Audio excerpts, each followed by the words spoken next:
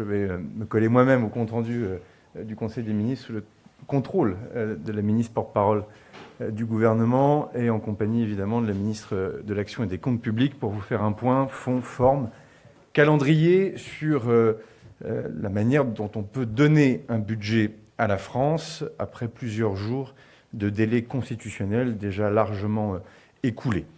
Bon, j'avais pris plusieurs engagements au mois d'octobre, au mois de septembre, au mois d'octobre jusqu'au mois de décembre. Donner un budget à la France dans les temps, c'est-à-dire avant le 31 décembre. Force est de constater déjà que le calendrier n'a pas été complètement respecté. En tout cas, pour le budget de l'État, il en est autrement pour le budget de la Sécurité sociale, j'y reviendrai dans un instant.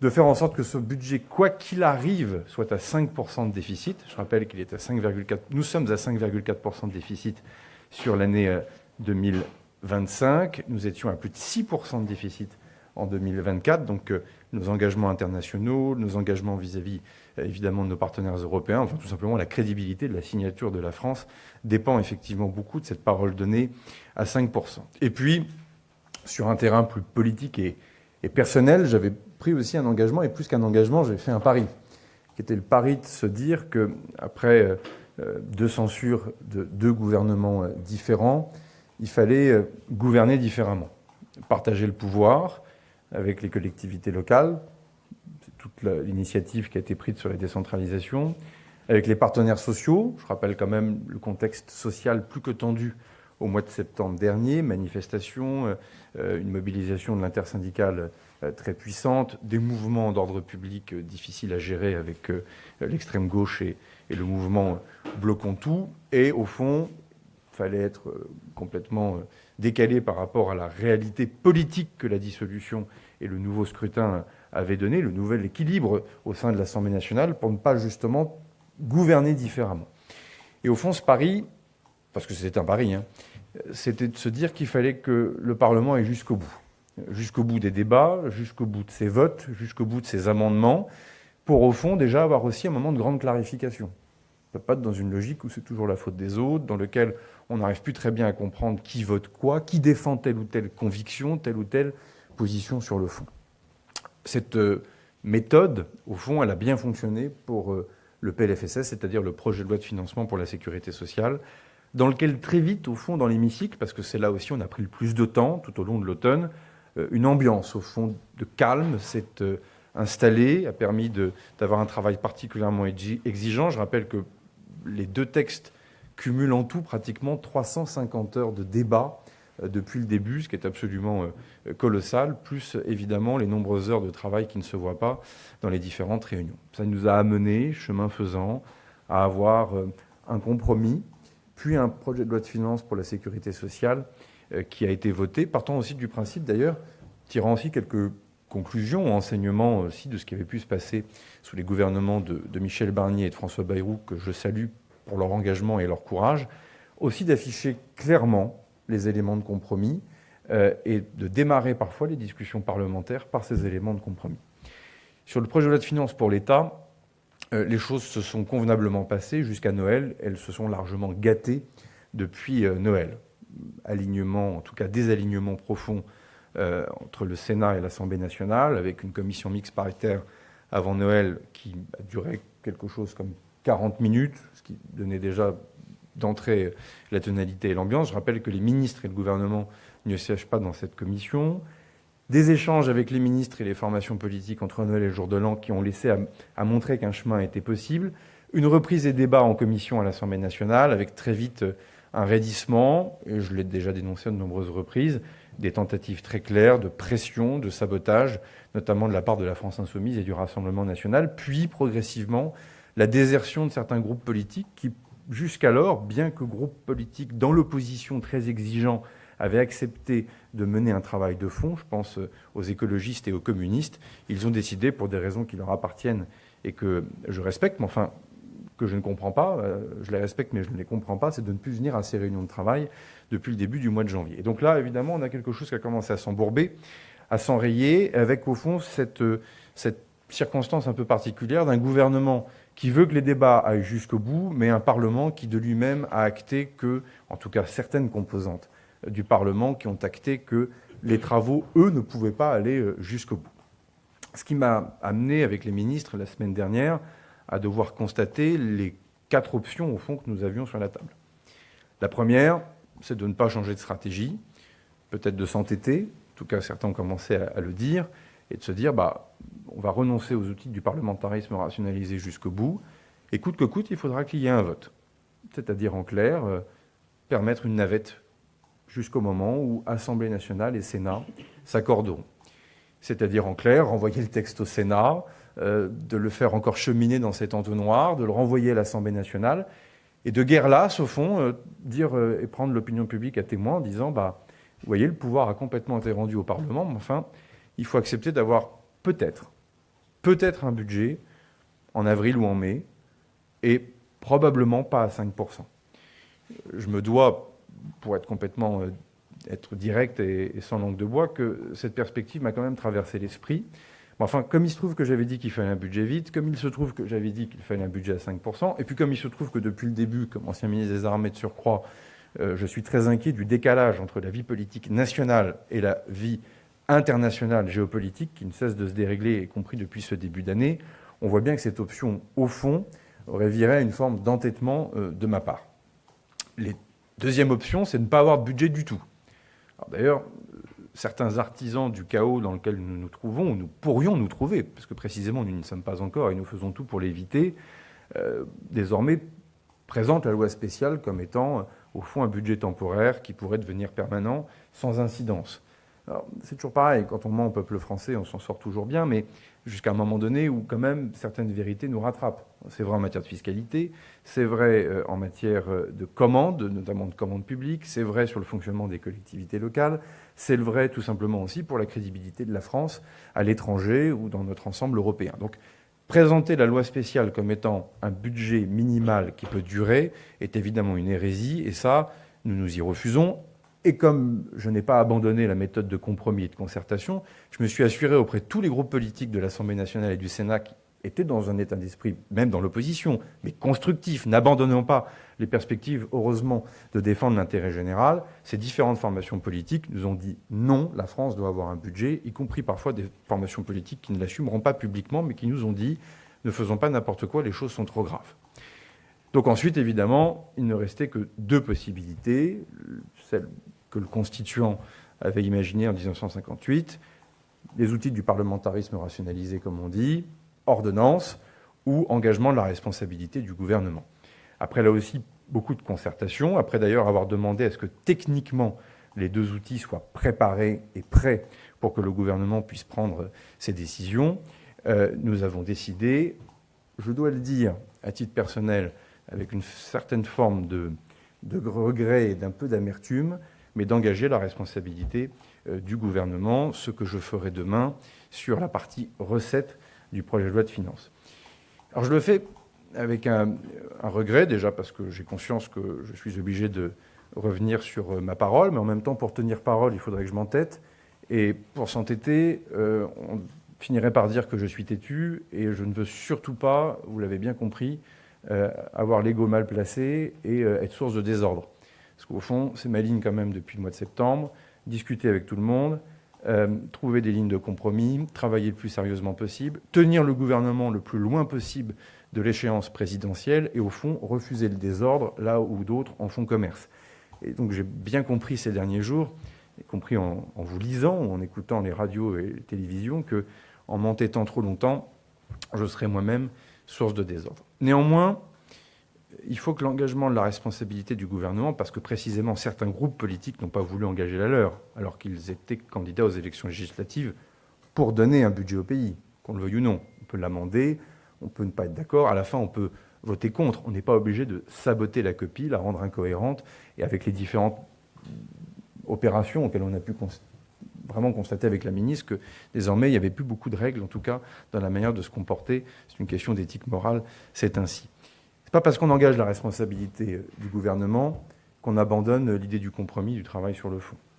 Et c'est pour cela que la semaine dernière, vendredi, j'ai commencé à dessiner à quoi pouvait ressembler cette copie finale, avec au fond aussi quelques conclusions que nous tirons du projet de loi de financement pour la sécurité sociale, qui est un projet de loi de financement, vous le savez, qui permet un certain nombre de protections. Mais enfin, on voit bien que pour les actifs, pour la jeunesse, pour des secteurs qui potentiellement sont en crise, je pense particulièrement au logement, pour le rapport à celles et ceux qui travaillent tout simplement, ou qui vont travailler, les étudiants, celles et ceux qui sont en apprentissage, il fallait qu'on fasse considérablement évoluer la copie. Et je remercie vraiment les ministres parce que ces nombreuses semaines n'ont pas servi à rien, parce qu'elles nous ont permis de moissonner un certain nombre d'initiatives, d'idées, de repousser aussi en fonction de nos propres lignes rouges ce que nous ne souhaitions pas. Je rappelle quand même qu'on a démarré ces discussions budgétaires avec des atteintes qui auraient pu être très dures sur l'appareil productif et sur l'outil de production. Je ne reviens pas sur les éléments de fiscalité. Mais enfin, là aussi, il n'y a pas de mauvaise surprise. Le gouvernement a toujours dit les thèmes sur lesquels nous étions ouverts à la discussion et les thèmes sur lesquels, au fond, nous n'étions pas fermés, mais enfin, en tout cas, nos convictions n'évolueraient pas et que, par définition, ces chapitres n'étaient pas ouverts. Ce qui m'amène donc aussi peut-être à dire un mot, mais nous pourrons répondre avec les ministres à vos questions, du fond de cette copie, parce qu'en lisant la presse ce matin, j'ai peur de ne pas forcément avoir été bien compris, donc je vais me permettre d'être encore plus clair. Nous tiendrons les 5%. Et les tableaux, évidemment, vont être dévoilés au fur et à mesure dans la semaine, comme le prévoit la procédure parlementaire, et nous serons à 5%, sincèrement. La deuxième des choses, c'est que nous avons visé la stabilité fiscale. Ce qui ne veut pas dire que nous n'assumons pas les outils de lutte contre la fraude fiscale et les outils de lutte contre la suroptimisation fiscale, qui peut être contre. Enfin, parfois, il y a des gens qui sont contre, mais publiquement, en général, ils ne l'assument pas. Nous l'assumons. Il est évident que les règles doivent être les mêmes pour toutes et tous les contribuables, sans quoi le consentement à l'impôt, par définition, s'abîme, ou en tout cas s'effrite. En tout cas, ça m'amène à vous dire que les impôts pour les ménages seront les mêmes en 2026 qu'en 2025. Que tous les instruments de fiscalité sur les entreprises, pour 99,9% des entreprises, seront les mêmes en 2026 qu'en 2025. C'est aussi ça, un des éléments, des points de compromis que nous avons tenté de tracer avec les différents groupes politiques. Alors comme c'est une copie de compromis, ça devient la copie de personne, donc plus personne n'est là pour la défendre, mais c'est pour cela aussi qu'on se retrouve à devoir engager notre responsabilité pour donner à la France un budget et essayer d'expliquer ce qu'il y a dans cette copie. Parce qu'on n'a pas du tout abandonné les perspectives d'aller chercher la croissance, la stabilité politique va nous y aider. En tout cas, on verra ce qui se passe dans les jours qui viendront. La visibilité sur les questions fiscales, après un long débat qui a animé largement les chroniques, les gazettes, et qui a pu créer ici ou là un certain nombre d'inquiétudes. Désormais, nous avons quelque chose qui est clarifié. Fort de cet engagement, d'autres éléments sur la copie seront évidemment précisés dans les heures qui viendront. J'écrirai aux parlementaires. Les ministres du pôle de Bercy vont aussi rentrer en contact avec les différents responsables de texte, les rapporteurs généraux des finances. Des discussions se poursuivent encore actuellement sur un certain nombre de thématiques. Mais il est clair que désormais, c'est à la représentation nationale de prendre aussi sa responsabilité. Est-ce qu'on renoue avec un scénario de crise ou est-ce qu'après tous ces efforts de compromis, après une méthodologie, je crois, qui était la seule au fond que nous pouvions prendre et opter à l'automne dernier, est-ce qu'on va vers une sortie, au fond, de cette mauvaise séquence que nous connaissons depuis le mois de septembre, ou est-ce qu'au contraire, nous replongeons dans un moment d'aléas, de difficultés? Vous l'avez compris, je ne le souhaite pas, surtout au moment où l'actualité internationale nous rattrape largement et n'est pas sans impact sur la vie politique intérieure. Si vous en êtes d'accord, je me propose de répondre à vos questions. Bonjour, Monsieur le Premier ministre, Bastien Auger pour TF1 et LCI. Vous avez vous-même expliqué les raisons de votre choix de renoncer à votre engagement sur le 49.3. Est-ce que vous considérez que c'est votre échec et celui de votre gouvernement? Et est-ce qu'il y a un risque que cela décrédibilise la parole publique, la parole de l'État? Je pense que faut être humble. C'est un semi-succès, semi-échec. Ça a fonctionné sur la sécurité sociale, personne n'y croyait. Et ça a eu un mérite énorme, de remettre du sérieux et du calme dans la vie politique du pays. Après, c'est un pari qui a emmené plusieurs personnes. Je vous rappelle que l'abandon du 49.3 était demandé par les forces politiques à l'Assemblée nationale, et vous voyez bien que ces lignes évoluent depuis quelques jours, tout simplement parce que tout le monde en arrive aussi à la conclusion qu'on va dans une impasse. Deuxième des choses, je ne sais pas complètement répondre à votre question, c'est dans 15 jours qu'on saura si tout cela est un échec complet ou pas. Parce qu'au fond, quand même, la première mission du gouvernement de la République, c'est de donner un budget à la nation. Avant tout. Et d'ailleurs, dans les nombreuses paroles que j'ai pu avoir et prendre, c'était de donner un budget à la nation. Et l'abandon du 49.3 était une des conditions pour y arriver. Depuis plusieurs jours, on s'aperçoit que le 49.3 devient la condition pour avoir un budget. Je ne suis pas têtu. Est-ce que c'est ma conviction? Non. Parce que moi, je reste persuadé que notre démocratie parlementaire, elle doit gagner en maturité. Et qu'au fond, qu'à un moment donné, on se retourne systématiquement vers l'exécutif n'est pas une bonne chose sur le long terme. J'ai beaucoup voyagé comme ministre des Armées dans plein de capitales européennes. Il y a des démocraties parlementaires qui sont des modèles, à mon avis, à suivre et qui sont complètement compatibles avec notre Ve République. En tout cas, je suis gaulliste et je défends la Ve République. Ce que je vois, c'est que beaucoup de personnes qui promeuvent une Sixième République, visiblement, sont croyants, mais pas pratiquants. Bonjour, Monsieur le Premier ministre. Thomas Soulier pour Le Parisien aujourd'hui en France. Ce que vous ficelez depuis des jours, des semaines avec le PS, le Bloc central et LR, est-ce que vous appelez ça un accord de non-censure? Et est-ce que vous avez la garantie aujourd'hui, à l'heure où on se parle, que vous ne serez pas censuré dans les prochains jours? Et deuxième question, concernant les sénateurs cette fois-ci, est-ce que vous avez la garantie que les débats ne vont pas s'enliser et durer des semaines au sein du Sénat? Non, il n'y a aucune garantie. Je l'ai dit depuis le début, hein, moi je ne suis pas un adepte des discussions partisanes.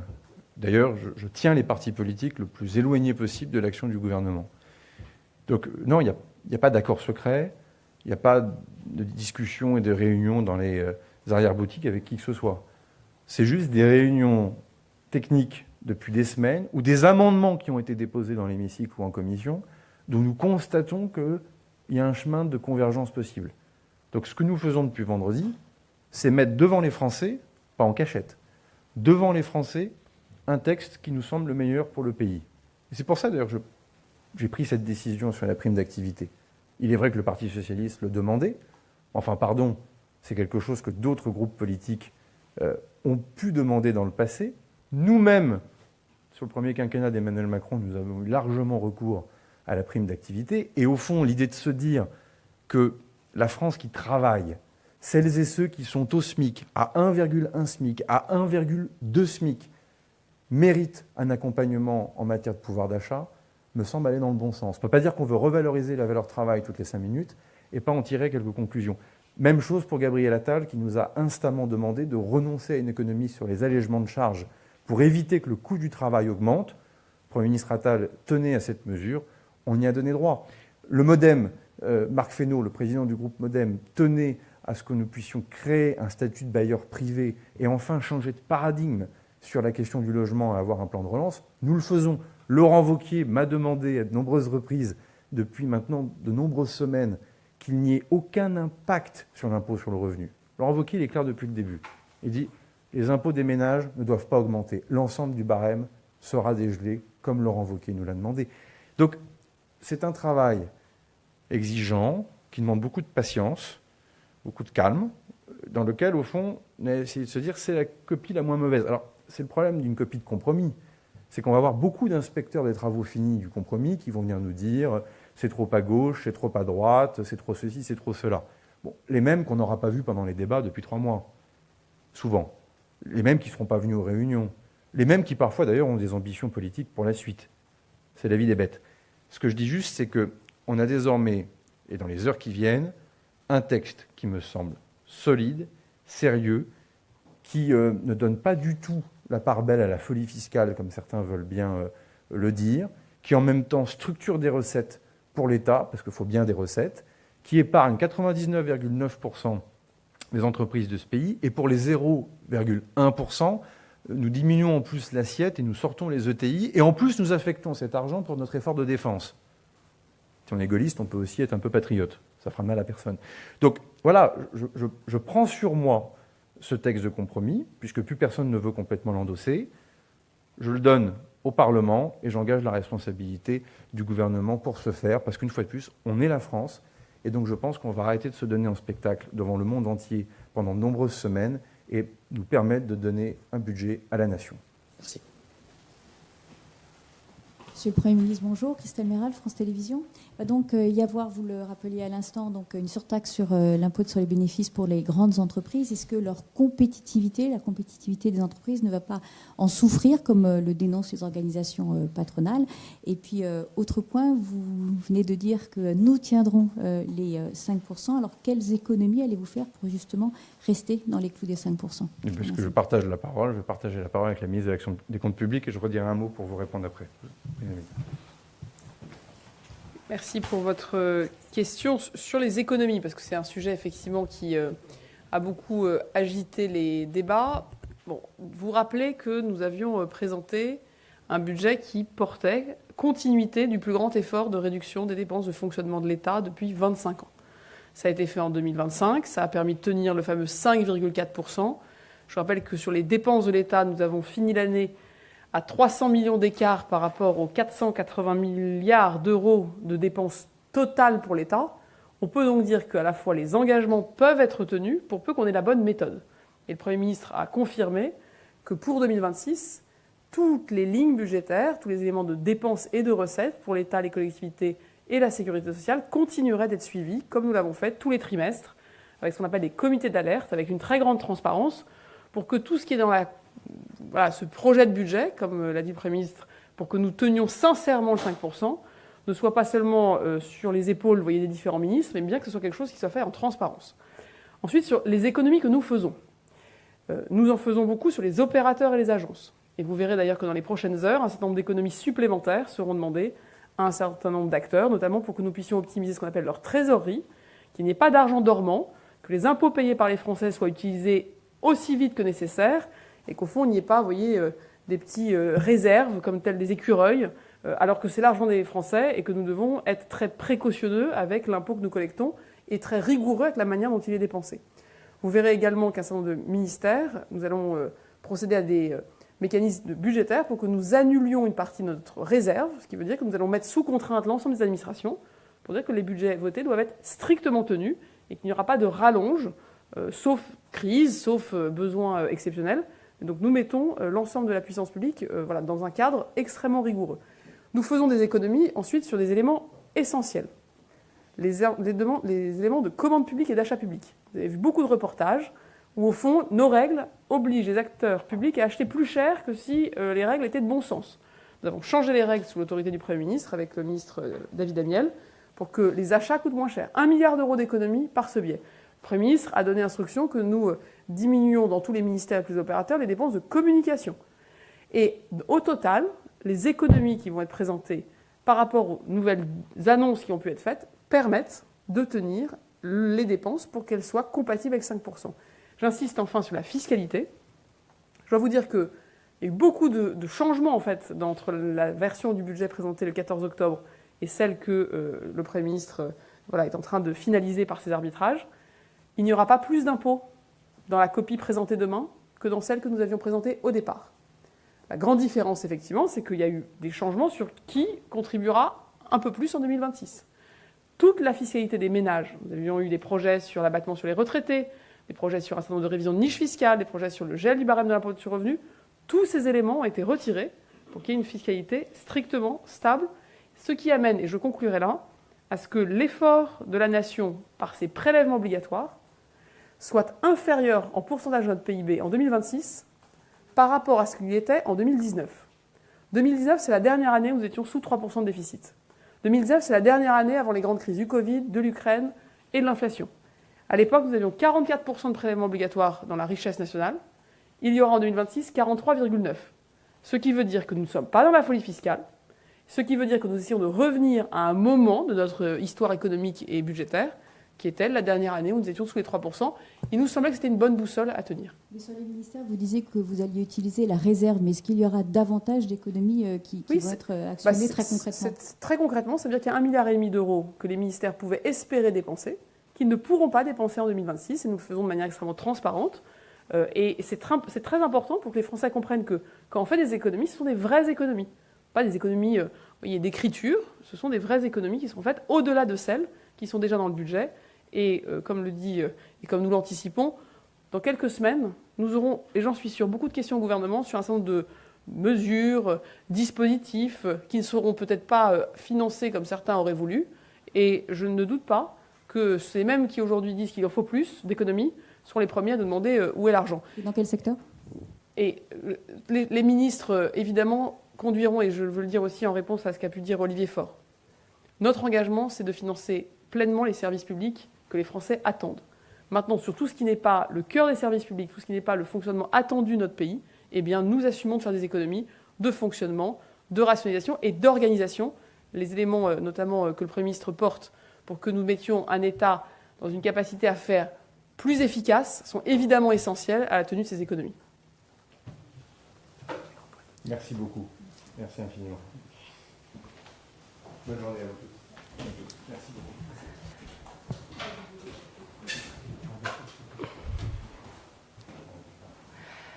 Merci à tous. Alors moi, je vous propose qu'on continue pour la partie plus formelle.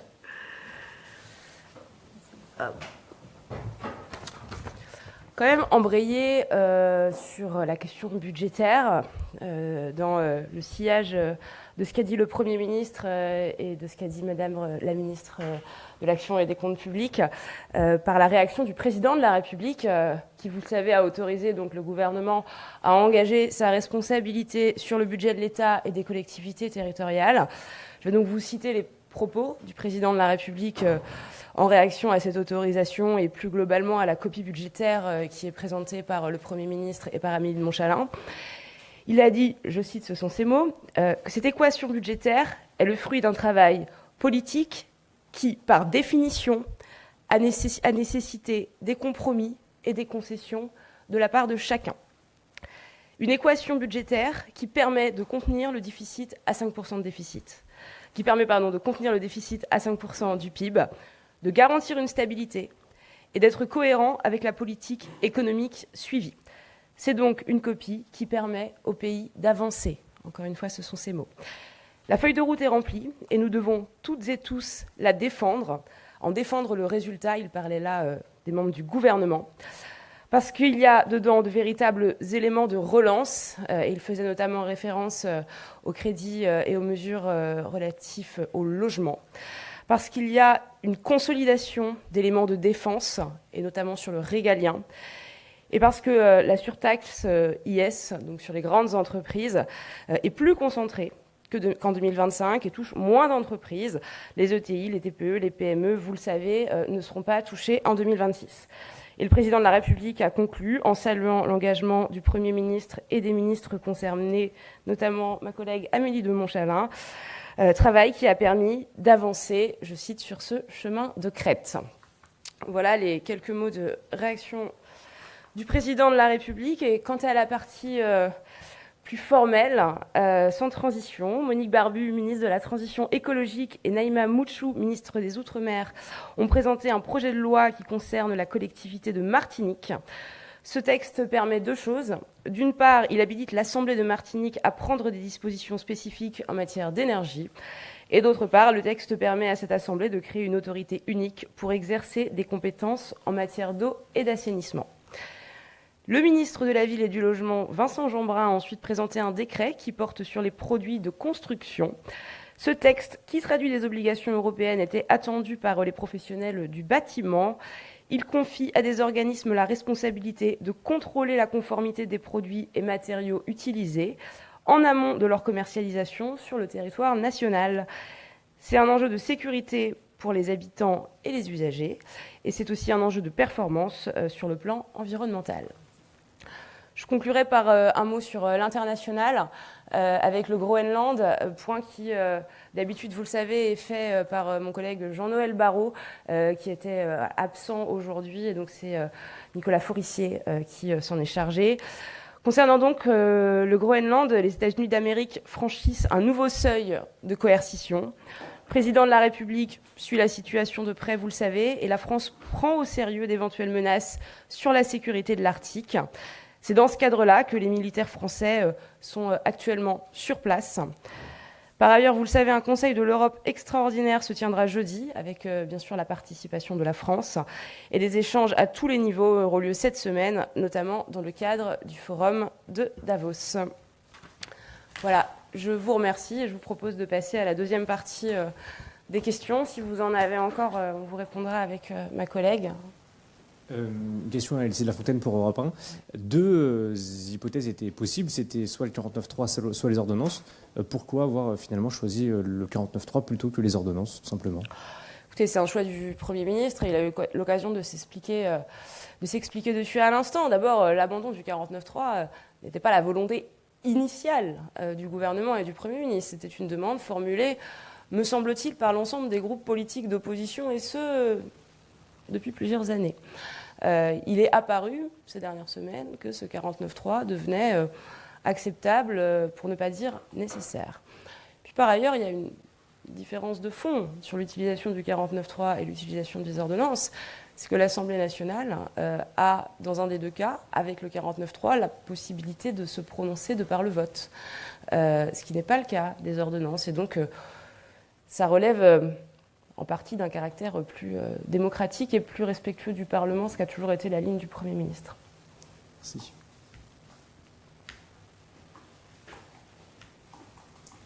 Oui, bonjour, Hugo Babé, BFM Business. J'aurais deux questions. Une sur l'apprentissage. Beaucoup d'employeurs s'inquiètent sur le fait qu'il pourrait y avoir une baisse des aides à l'embauche. Quel est l'arbitrage fait sur l'apprentissage? Et également sur les deux propositions qui avaient été faites par Philippe Juvin, le rapporteur général du budget, sur le fait de mettre le même budget en 2026 qu'en 2025 sur les agences de l'État. Est-ce qu'une réponse a été faite à cette proposition? Alors, je vous disais sur votre deuxième question que dans les économies supplémentaires que le gouvernement va proposer pour notamment tenir l'ambition des 5%, sans remettre en cause évidemment les politiques publiques sur lesquelles nous avons pris des engagements. Et je veux le dire ici, il n'y a pas d'entourloupe, il n'y a pas des choses qu'on va mettre d'un côté pour les retirer aussitôt qu'elles auront été annoncées. Il y a effectivement un certain nombre d'opérateurs et d'agences qui, quand elles ont de la trésorerie en excédent, ou quand elles ont ce qu'on appelle des taxes affectées qui les financent, qui sont dynamiques, c'est-à-dire qui ont une forte augmentation et peut-être parfois plus forte augmentation que leurs besoins, eh bien, le gouvernement va proposer que nous mettions de l'ordre. Et je pense que c'est un bon usage de l'argent public et l'argent des Français, surtout parce que l'argent public n'existe pas. Il n'y a que l'argent des Français, qu'ils soient entreprises ou ménages qui existent. Et donc là, nous suivons effectivement, pas dans exactement le même volume, mais en tout cas la direction qu'avait proposé le rapporteur général du budget à l'Assemblée nationale. C'est aussi une forme de compromis. C'est aussi une manière de valoriser le travail des parlementaires qui ont voulu s'engager pleinement et avec grande authenticité dans ces débats. Sur votre première question et l'apprentissage, le Premier ministre l'a dit à Matignon vendredi, nous soutenons le travail et nous soutenons la jeunesse. S'il y a bien un sujet qui coche les deux cases, c'est bien l'apprentissage.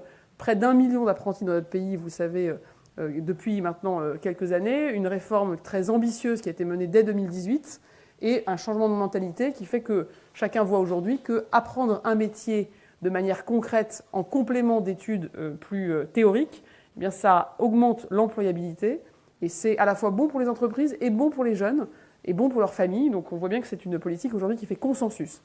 Aujourd'hui, c'est une politique publique qui représente à peu près 15 milliards d'euros pour ce million à peu près de jeunes engagés.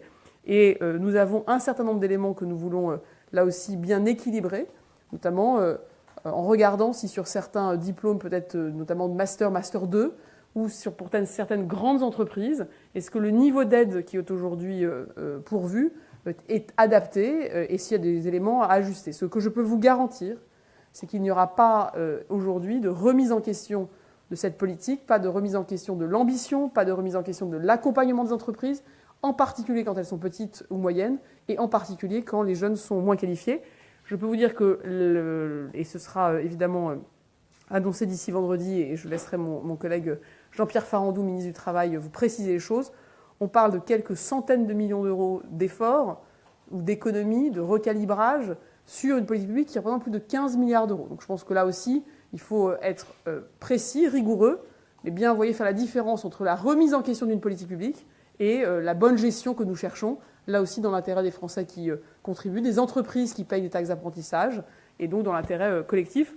Mais je le dis avec force, ce gouvernement assume pleinement l'importance donnée à l'apprentissage, et comme sur toutes les politiques publiques, Eh bien, c'est pas parce que vous avez une politique publique importante qu'il n'y a pas évidemment des éléments d'ajustement à apporter. C'est ce que je crois nous pouvons tous comprendre, sans faire de fausses polémiques ou d'inquiéter ni les jeunes ni les entrepreneurs.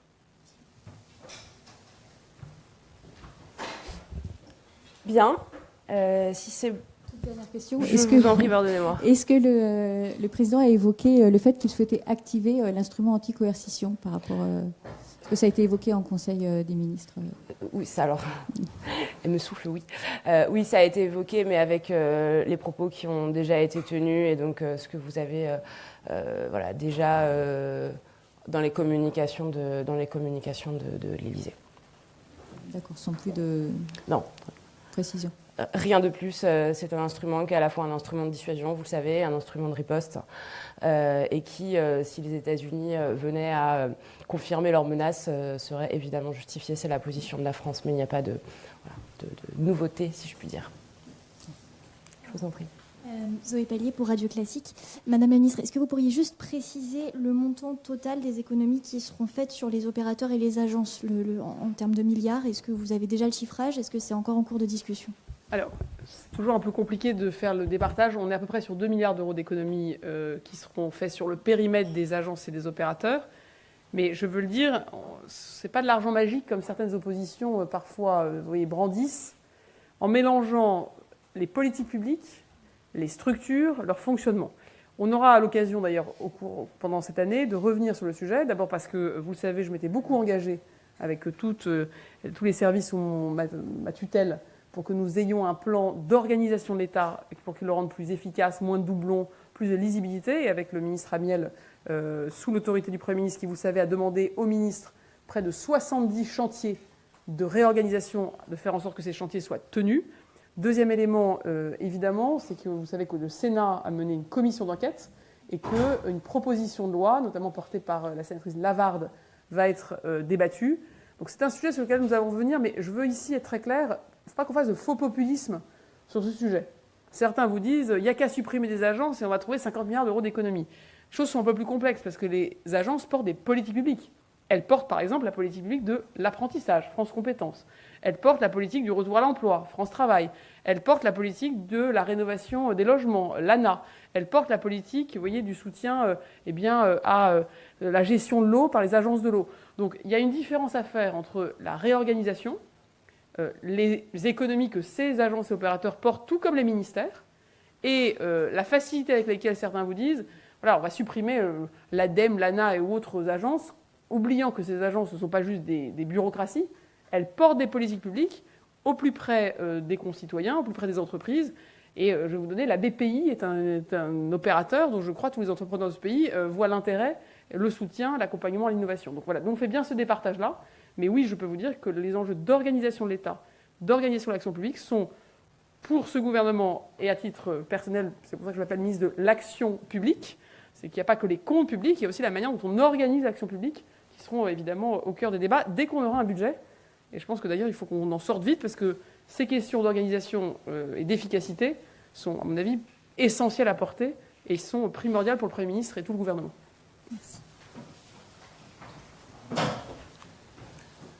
Pardon, bonjour. Francesco Fontemaggi pour l'agence France Presse. Moi, j'ai tout mon temps. Une question sur les recettes. Donc, il a été question des 8 milliards de surtaxe IS.